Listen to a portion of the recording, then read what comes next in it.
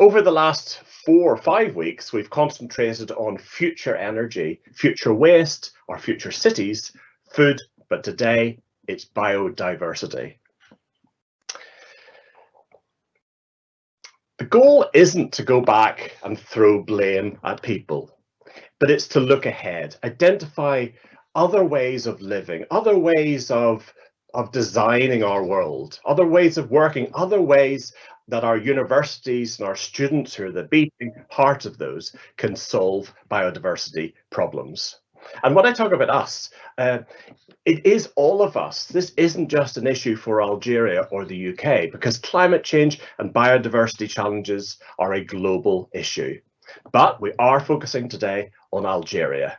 And it's the universities and colleges and the students and the teachers and lecturers and researchers in Algerian universities that we're speaking with today. What is it that you can do in your university? You might be a student and feel you can do nothing. We hope at the end of today you will feel empowered, informed, and committed to taking action to help your university become more biodiversity friendly, but also more sustainable. And there is a biodiversity issue in Algeria. A report updated only this month by the Algerian General Directorate of Forests, DGF, indicates that 51% of Algeria's floral diversity is threatened with extinction. And the DGF points an accusing finger at deforestation, urbanization, a low proportion of Algerian nature reserves. It's only 0.007% of the national territory. But Algerian biodiversity is immensely rich, with approximately 16,000 known species overall. And what's more, Algeria's Sahara hosts a huge diversity of ecosystems, much of which are still unknown. So, what can staff and students in Algerian universities do to protect what still exists and stop and ideally reverse the biodiversity decline? What can we learn from other parts of the world, and in particular, the United Kingdom? We have 4 great panelists today. Each has 5 minutes to put out their stall and give us their insight into biodiversity and how we can do something about that. Future biodiversity is the theme of this presentation, and the question that was put up was: the world's plants and animals are in crisis, pushed to the edge of extinction by people and our consumption. So why should we care? Well, I'd like to turn that around and say human security and opportunity are pushed to extinction because the world's plants, animals, microbes, and ecosystems are in crisis. So what opportunities does that open for university students, research, learning, and campuses? Now, I'm going to start by saying, what is nature? That may seem a pretty obvious question, but the way we think about nature has particularly changed over the millennia. Well, actually, over recent decades. Going back to Georgina Mace's paper, Food Conservation, she plots a paradigm of nature for itself, pretty much up to the 1960s, when conservation was framed as nature being out there on its own without humans. That's the way we thought of nature. Moving to the 70s and 80s, we saw increasing problems caused for nature by human encroachment. So Georgina's paradigm of nature despite people.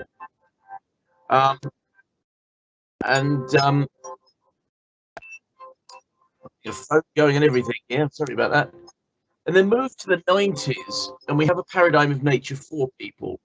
This was the era of ecosystem services coming online, coming into the political and scientific perspective. The idea that nature does many things for us, the paradigm of ecosystem services particularly.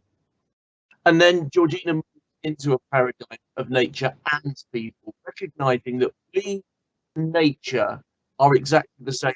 We are all linked in a mutually interdependent socio-ecological system. So we are nature. Nature does affects us. What we do to nature, again, comes back to influence us. Now, the most important thing here, the most important idea of the latest paradigm is that nature is in everything we do. If we plan a railway line, for example, and it cuts across a drainage line, it floods. It sounds very obvious, but I can show you many railway lines around the UK that just ignore this simple fact. Every aspect of our business, of our industry, has a metabolism. It consumes, it excretes.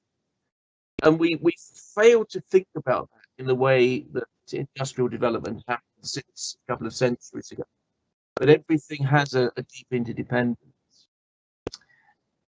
Global trade. I'm just going to pick up on the idea of virtual water that you may have heard of. In the UK, the average per capita consumption is something like 140 litres per person per day. And yet in the products we consume, wood, metal, timber, rice, many other products that we take day to day, we consume about 4,500 litres of water. And that water is effectively imported from around the planet to serve our livelihoods. Even defence. We have a Ministry of Defence which has a strategic research arm that looks out to security threat 30 years hence. And in its latest projection of those 30 years, it mentions water 228 times. I said that to the MOD and they sort of didn't believe me. They went and counted it themselves.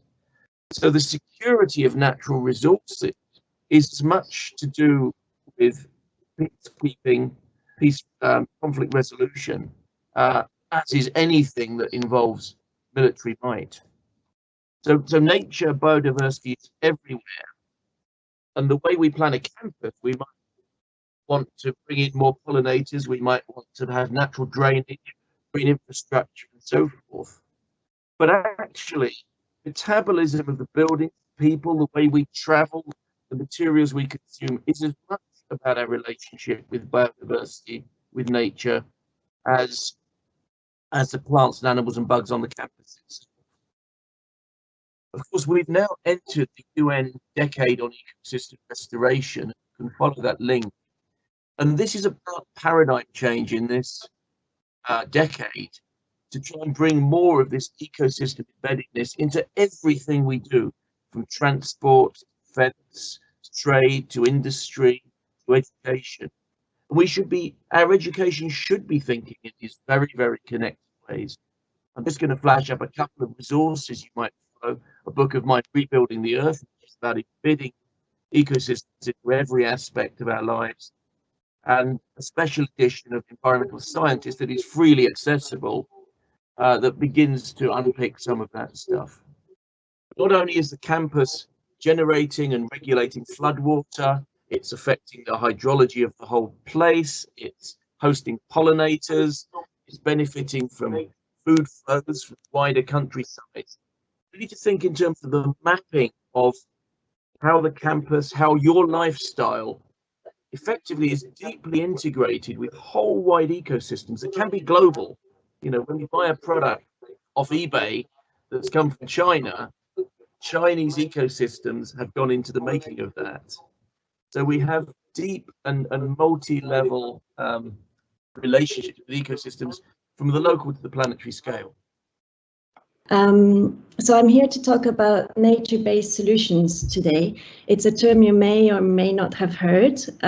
It's never been so prominent in the political and business agenda as it is at the moment.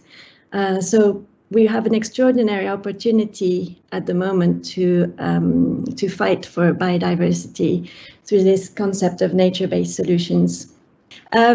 So to put it simply, nature-based solutions involves working with nature to address societal challenges to provide benefits for both human well-being and biodiversity, as Mark highlighted in his presentation before. But specifically, they involve the protection, the restoration, and the management of working lands and of natural and semi-natural ecosystems. That includes the sustainable management of working lands and aquatic ecosystems. It also includes the creation of ecosystems in urban areas, what you may come across as blue-green infrastructure when you look it up. It involves all ecosystems, so we're talking about kelp forest, wetland restoration, seagrass, as well as agroforestry and urban ecosystems.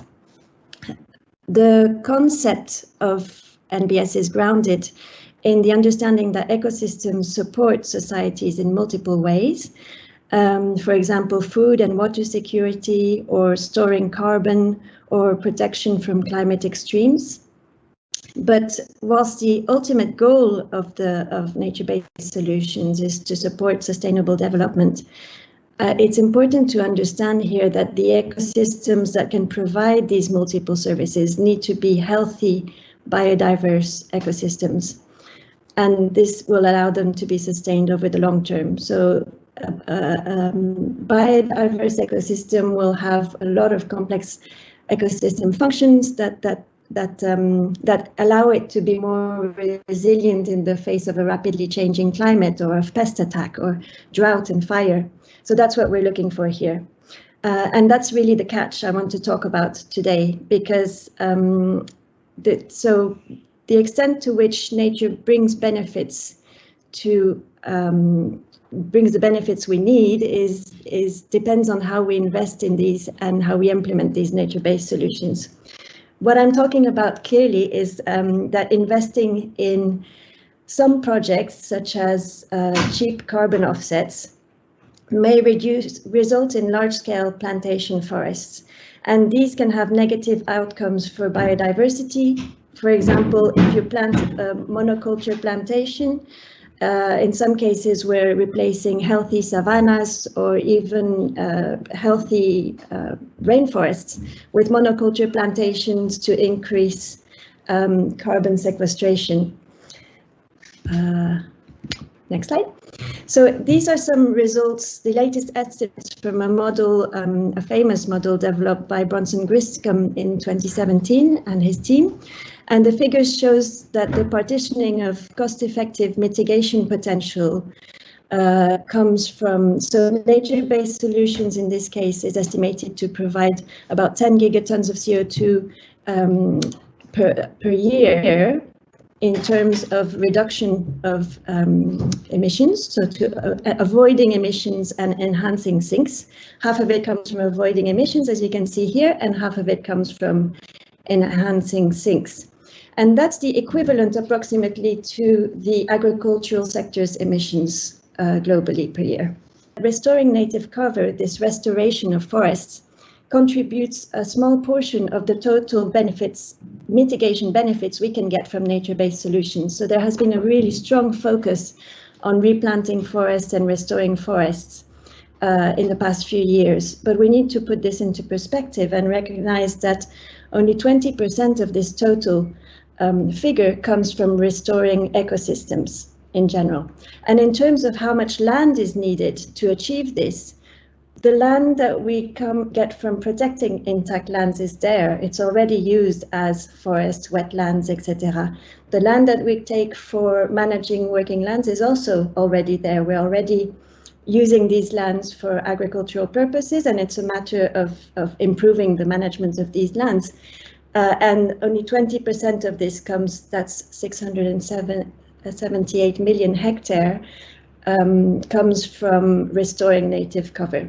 It's just important to think about where the land comes from when you're trying to offset emissions by planting trees. That's the kind of message I'm trying to get to. So there's still a lot of confusion. I hope I can have a few minutes to explain this. There's still a lot of confusion about the contribution of ecosystem-based projects to mitigating climate change. Some have said it's the best, tree planting is the best solution to climate change. Others say it's a dangerous distraction. So to try to address this, I've worked with colleagues recently on how much can contribute to limiting peak warming to well below 2 degrees this century, whilst pursuing efforts to limit peak warming to 1.5 degrees C. And as you may know, this is the aim of the Paris Agreement. So let's put it in a context that's relevant to the Paris Agreement in terms of warming rather than in terms of emissions reductions. And when we do this, I know this is a bit technical, but I have the key message that come from here are that these are the IPCC scenarios. So they're taken directly, the straight lines are the models that come from the IPCC. It's the first figure you see in the IPCC. You have these different scenarios, one of which where our global warming peaks. So in the gray line, our global warming peaks at 1.5 degrees C in 2055. So if we reach net zero by 2055, we'll peak at 1.5 degrees C and then go down. And then in the dashed line, you can see here we've added nature-based solutions to the scenario. And when you add nature-based solutions, the key messages I have here are that in a scenario where we peak at 1.5, we could reduce this warming by 0.1 degrees C in the short term, so by the time we reach 2055. But the contribution of nature-based solutions is much bigger. If you look up to the end of the century, you can see that the contribution of nature-based solutions to reducing warming, to our planetary cooling, is much, much bigger. So that's how we highlight the importance of investing in solutions that are ecologically sound, that are socially just, and economically viable for the long term. We are really focusing on ecosystems, local ecosystems, and ecosystems that will be resilient in the face of the challenges ahead. So be it drought and increase in fire. If you plant a forest in an area that is a dry grassland that is used to being in a fire-prone system, so that will recover from regular fire, the forest won't survive in the long run, and you won't get the carbon benefits or the other multiple benefits, the water regulation or benefits to society that you're looking for. On the contrary, if you let the ecosystem, the natural ecosystem, thrive, you will have a more resilient system in the face of pest attack or fire or drought. Yeah, I've worked at the University of Leeds now for nearly 15 years. And I guess really I've come from a practical background, really. My background is farming and agriculture traditionally, and conservation management. So it's not academic at all. So my approaches that I take to this kind of work are normally quite sort of hands-on and trying to find solutions on the ground. And like I say, I've worked at the university for 15 years, and in that time we've made some really bold commitments, and we continue to do so. One of which was to become exemplars of urban biodiversity. And when we made that commitment, really, it was kind of recognizing that cities and urban centres have very different challenges for biodiversity, and that we need to address them separately. And we really wanted to try and sort of lead the way with this. So, I mean, we had lots of different projects underway, but one that I'd really like to talk about today is one that we launched a couple of years ago, which is our urban biodiversity monitoring programme.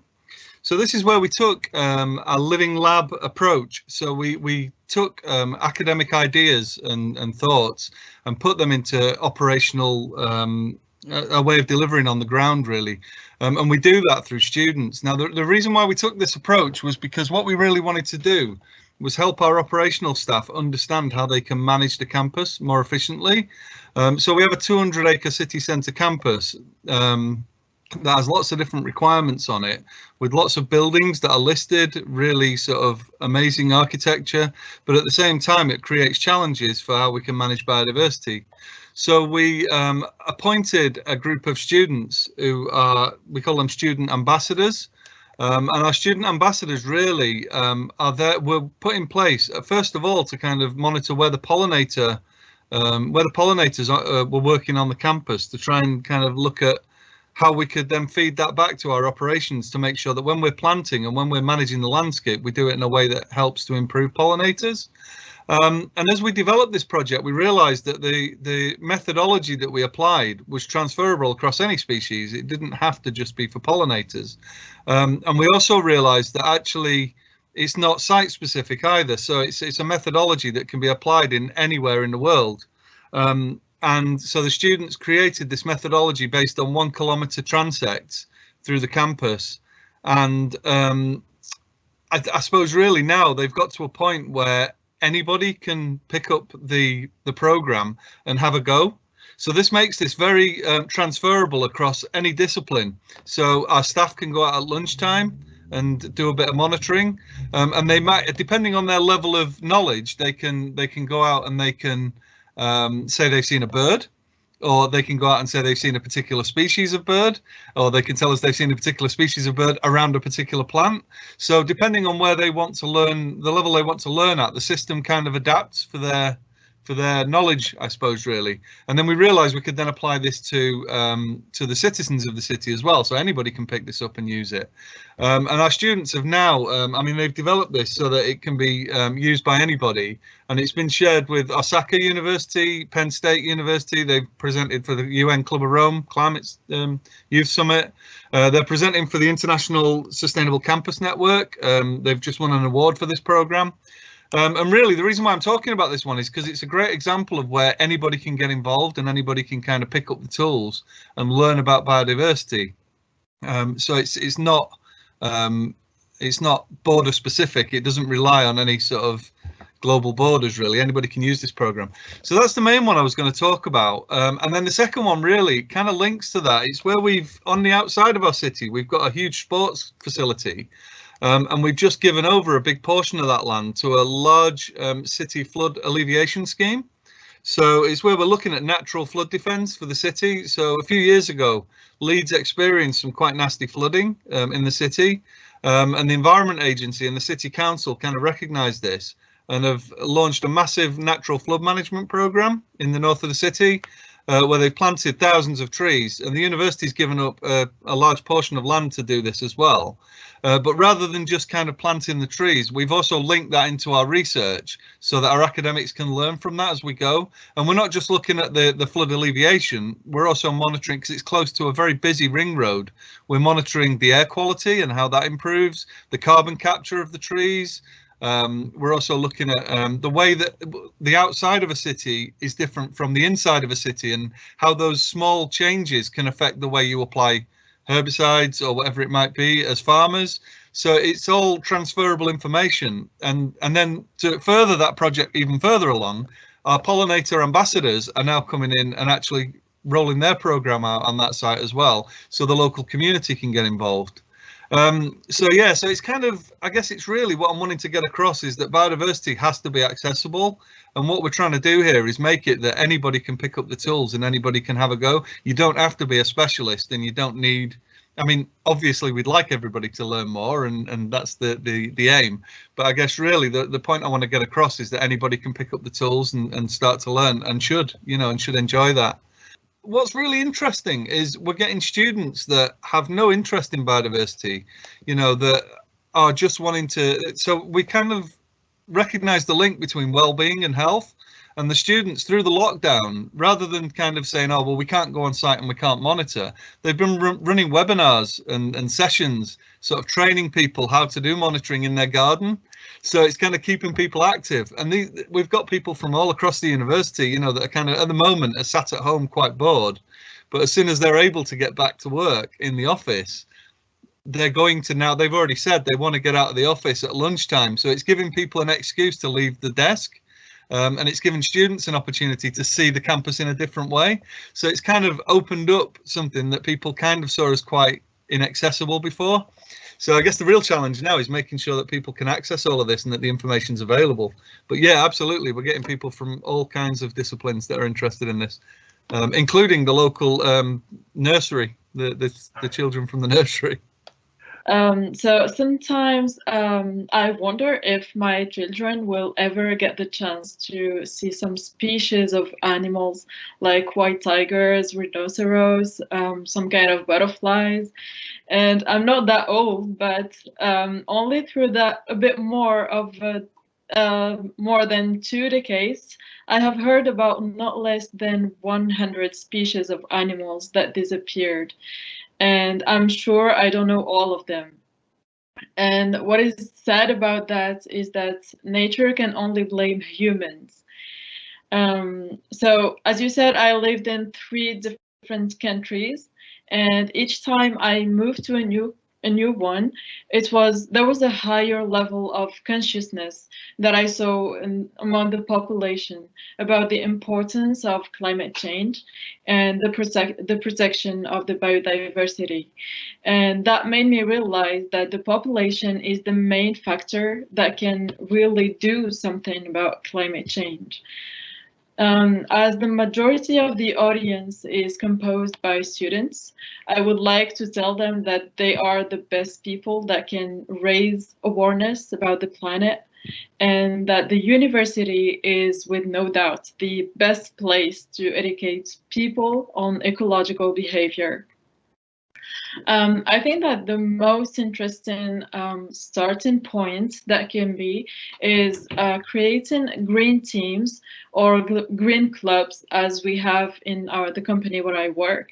And if they do this in the university, their main activities would be the promotion of ecological projects, like the reduction of printing, for example. They can encourage digitalization, because you know that printing releases a lot of toxins and a lot of carbon. So I think it would be a great idea to encourage the digitalization. Also, they can encourage the reduction of the use of cars at the campuses, because as I started my studies there, I saw that at the campus we've got like 100 of parkings there, and there are all cars all around the campus. So, and with a lot of carbon emissions, so they can reduce that. What they can also initiate is the replacement of the plastic bags by reusable ones that we can use also for groceries. And you know that this one is might seem obvious to people who live in European countries or the UK, for example, but in Algeria this doesn't exist, and I think it's a very good idea if they start doing this with the logos of the universities, and I'm sure that students will be very proud of holding the bags with university's logo. Then a bigger plan can be to encourage the university to place recycling bins, for example, and also add plants in classroom and amphitheaters. There are thousands of species that are very easy to keep, and those plants might be, as you know, a plant is a whole ecosystem by itself. So this is how they can increase the biodiversity by very simple steps. They can start by cleaning and recycling, as I said in the first part, and then greening the environment. So to conclude, I just want to say that I don't want my children to see beautiful animals and plants only in books, like we learned about dinosaurs. And I'm sure that this generation is a powerful one, and I'm confident that they will be able to change things to the better, and they can green Algeria.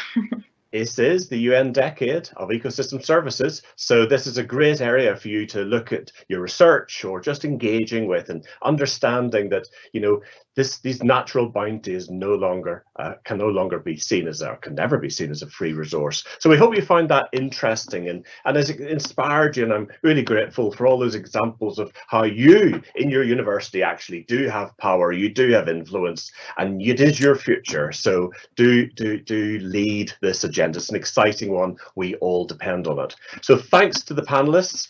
Thanks to everyone at the British Council Algeria and the EAUC, but mostly thanks to you for listening, asking questions, and hopefully being inspired to act to make Algerian universities more green.